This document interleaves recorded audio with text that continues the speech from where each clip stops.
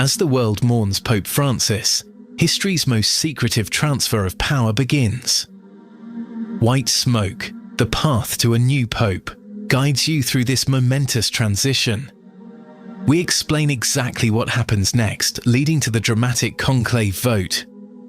Learn how each ritual unfolds, what each tradition means, and why these ancient ceremonies still matter today. Follow along as the throne of St. Peter stands empty and a new chapter in church history begins. White Smoke, available wherever you get your podcasts. Do you know what a group of flamingos is called? That's just one of thousands of facts you'll discover on 5 daily trivia questions.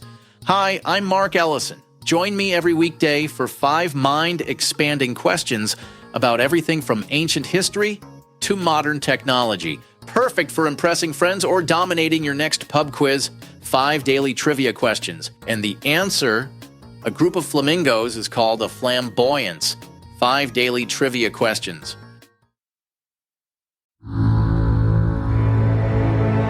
Caloroga Shark Media. Hey there, I'm Johnny Mac with 5 good news stories. Good news for Sam. Sam was found alive after being lost in the woods for 5 weeks. Sam had headed out for a 10-day camping and fishing trip. Relatives said he was well prepared and packed a wool hat and gloves, a hatchet, and plenty of peanut butter, but then he failed to return home. According to the BC Search and Rescue Association, more than 120 volunteers were involved in the efforts to find him.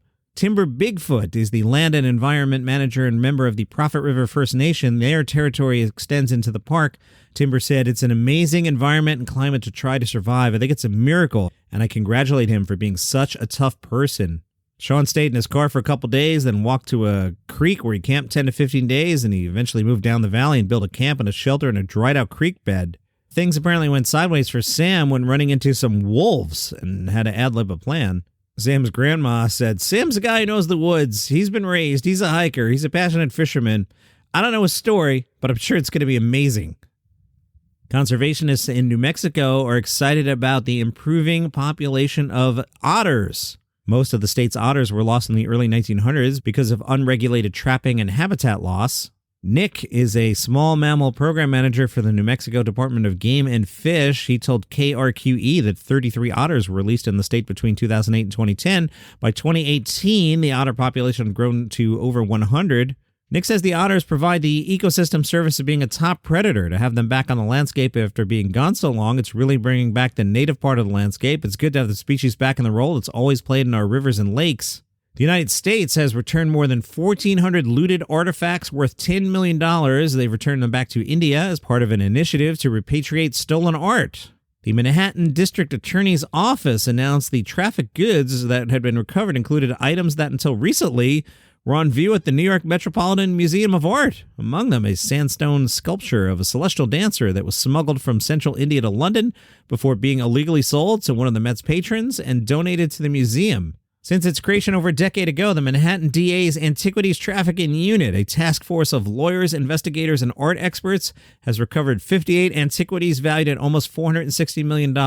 Hey, CBS, there's one heck of a TV show to be made here. Picture Indiana Jones meets Blue Bloods? Get this done. Why is this not already on the air?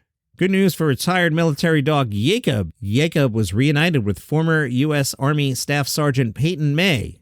Jacob and May served together for 9 months in Iraq and recently saw each other for the first time in years. Yeah, the 8-year-old dog had served as an explosives detection and patrol dog for nearly 7 years of his life. Dr. Robin Ganzert is president and CEO of American Humane, the U.S.'s first national humane organization and the world's largest certifier of animal welfare. Dr. Ganzert says, "We're grateful for the opportunity to bring military working dog Jacob home and reunite him with his best friend." Was it love at first sight? Sergeant May said when he first saw the dog, he thought, "This dog is nuts." However, they got along just great. Their time overseas strengthened their tight bond. They were together 24/7, sharing a room and sleeping together in a twin-sized bed. May and Jacob were separated in 2020 when the sergeant was reassigned to Joint Base San Antonio in Texas, and May was heartbroken to have to leave the dog behind. When May learned that Jacob was retiring, he reached out to American Humane. They helped them connect. Now, May is heading out on his next deployment to Italy, and Jacob gets to come. May says he's looking forward to giving his former partner a relaxing retirement. White smoke. The Path to a New Pope explores humanity's most elaborate and secretive transfer of power, a process now unfolding following the death of Pope Francis. This series reveals the hidden rituals, ancient traditions, and behind-the-scenes drama of papal transition. As the Catholic world enters this solemn period of mourning and anticipation, join us in witnessing how the Church has perfected this sacred process over 2,000 years, and what happens in these crucial days when the throne of St. Peter stands empty. White Smoke brings listeners inside the conclave that will determine who will succeed Pope Francis and lead the Church into its next chapter. White Smoke, wherever you get your podcasts. You can get this podcast completely ad-free right now. If you're on Apple, just click the banner that says Uninterrupted Listening, and you'll get your first month free. If you use Spotify or other podcast players, go to caloroga.com/plus. It's just $5 a month, and you'll get access to over 20 premium shows with no interruptions. Binge listen to new series like the political thriller Acting President, Signal Lost, where military secrets land on the wrong phone, and Pager Protocol, the thriller about exploding pagers in the wrong hands. Plus, enjoy daily shows like Palace Intrigue about the royal family, daily comedy news, and 5 daily trivia questions to test your knowledge, and White Smoke, taking you behind the scenes at what's happening right now at the Vatican. You also get all our hot shows like 5 good news stories. Enjoy your favorite content without any ad breaks. Remember, Apple users click the uninterrupted listening banner for your free first month, and everyone else head to caloroga.com/plus. Get ad-free listening today. An Australian restaurant cooked up 1,200 pounds of kebab meat and French fries to feed festival attendees and break a world record. The King Kebab House started with 660 pounds of uncooked fries and more than 1,300 pounds of uncooked chicken and beef. At the Campbelltown Street Festival, the finished kebab weighed in at 660 pounds and served alongside 552 pounds of fries. Now, I'm supposed to be recording a bunch of these today. Now I feel like going out and getting fries. Thanks, 5 Good News Stories. Now I'm hungry.